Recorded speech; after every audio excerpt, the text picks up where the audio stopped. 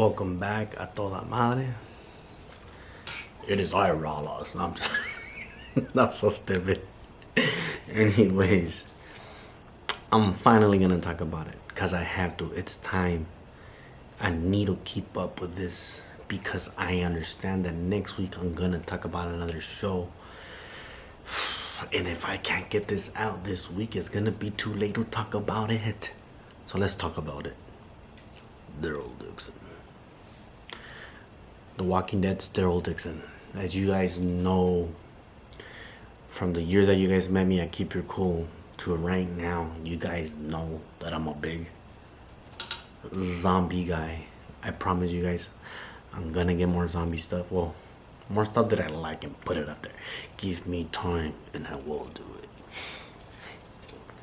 But let's get to it. Daryl Dixon is basically a spin-off after The Walking Dead. After season 12, I believe it was, ended. And then I think it was like a convoluted mess, but like years passed. Daryl Dixon somehow is in France. Well, not somehow, but he makes it there through a boat because of many things that happened. When they announced all the spin-offs, which was the Rick and Michonne spin-off, The Ones We Live, the Negan and Maggie spin-off, which was, is it called Lost City? No. Why am I drawing a blank right now? Wow. I did see the show. Basically, they're in New York City, downtown and all that, where the Statue of Liberty, Staten Island, and all that shit. But I was more excited for the Daryl Dixon one, even though Negan is one of my favorite characters. I know that Negan basically killed Glenn, the character, not us. That was dumb. He killed Glenn on a very brutal way where we wanted to hate Negan, but the charisma that Jeffrey Dean Morgan brings in, fuck. La verdad, al chile. Rick Grimes, the character, a toda madre. Glenn, the character, a toda madre. But Negan,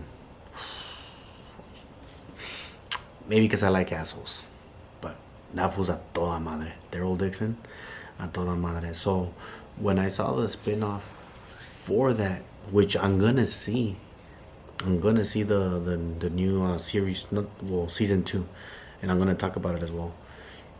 But when I saw the Daryl Dixon, that they were gonna bring these new walkers, runners, I was very excited. Season 1 for Daryl Dixon, I believe, was the best one out of the spin-offs. For me, I think it was better than the Rick Grimes and Michonne, and I honestly was better than the Negan and Maggie spin-off. And I'm sorry that I keep fucking messing up the names. It's not in my head right now. It sucks. Because I know that I saw the shows. I was a fan of both. All three of them, actually. But Daryl Dixon season 1 was probably one of my favorite TV shows, season openers. Even though you kind of knew the backstory for Daryl Dixon. You kind of knew that he was coming from another world. So in a way, it's kind of like cheating. But I would say that season 1 was a lot better than half of Fear the Walking Dead. I would say it was better than a couple of seasons of The Walking Dead. And it was definitely better than the Negan and Maggie. Even though the Negan and Maggie, it looks like they're setting up for something bigger. The Daryl Dixon is more like a side quest for Daryl Dixon on his own time. So, that being said, let's get to it. Him in France and all that, meeting new characters, meeting this new child that's the cure, meeting these new groups, him not knowing the language and all that, it kind of puts you in a mystery way. I do love that they brought the horror element into the Daryl Dixon TV show, because in The Walking Dead, the zombies were more like a background. Because of these new variants of walkers, they were promoting like, oh, we're gonna get runners, we're gonna get this, we're gonna get that, and we're like, okay. Season 1 happens, and you're like, okay, we meet I think it's like the melters, where their blood melts your skin, and it infects you if their blood lands on you, and you become a zombie yourself. So that was I'm like, okay, I'm like, and they explain why there's variants, that there's people testing and all that. But that was it. It became again another human story arc for all of the new actors, which I'm okay, because I'm like, it's a season opener. You don't want to put too much time there. We got to see a lot of players in France where you're like, okay, cool. Oh, they took us there. Okay, cool. And season 1 was a great season. 1. It opened up good. The characters that they were brought in, you're like, I'm intrigued. I like it. Let's get to it. And it ended him basically saying, nah, I don't want to go to America. I want to stay here in France. Which I wasn't annoyed, because I'm like, okay, story-wise, I get it. It was kind of annoying that, in a way, he fell in love with this group when you've been part of The Walking Dead for, I don't know, 12 years, I think it is, timeline-wise. But for these guys, it's only been, if we go by the math, has it been 6 months? Has it been 2 weeks? Has it been 3 weeks? Like, they don't really show you how many days have gone, but because it's a very condensed 6-episode season 1, you don't know really how much time has passed. So if we go by the episodic, is it really 6 weeks? Is it 3 days? Is it 6 months? We don't know. There's nothing like, oh, time has lapsed, time has passed.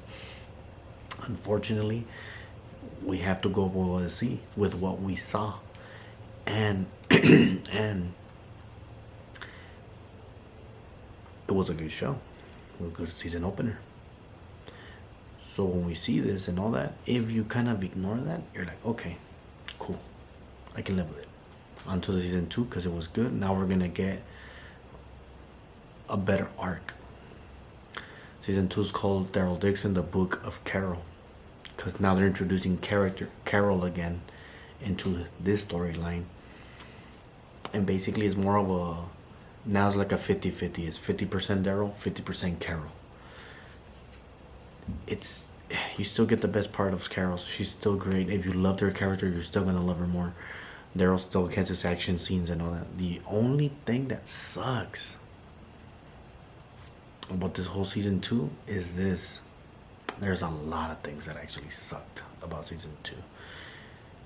6 episodes didn't do it justice, where we needed more. I needed more. I really did. They killed off characters right away. So for us to fall in love with these new characters from season 1 that we wanted, I'm like, okay, let's choose our character. And then for them to basically say, bye-bye, you're all dead. We're like, what?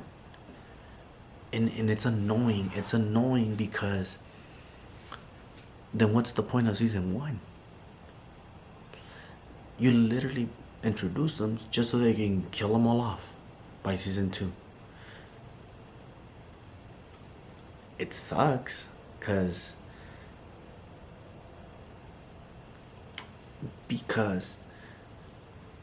in a way, what's the point of me putting not my feelings, but like, you know, like once you get attached, there you go, an attachment to a certain character, for them just to die off the next season. And a lot of it was because the introduction of Carol, or the reintroduction of Carol. It felt rushed, it felt unnecessary, and I didn't like it. So that was like a big deal to me. Like, just like, you're introduced and you're off on the next season. Season 2 ends, we're gonna go into another country, right? I've been hearing it's either Spain or England, I forgot what it was. Or they were going towards England. The trailers are showing that they're in Spain, I guess. Which I'm still gonna watch, because again, I'm a zombie guy and I've invested 10 years of my life to The Walking Dead. 12 years. 13 with COVID. Anyways, that's one thing that I hated about season 2. Another thing that I hate about season 2, what was the whole point of the variants? Yes, we got to see some of it on season 1, which I thought that we were going to get a lot more of it for season 2, because now you have the characters. Now we know where we are. We know what the plot is. Let's go to it.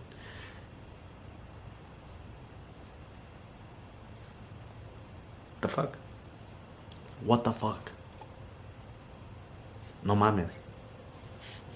Se pasaron de verga. Honestly, se pasaron de verga. No hubo chiste. No hubo chiste que hablaran de eso.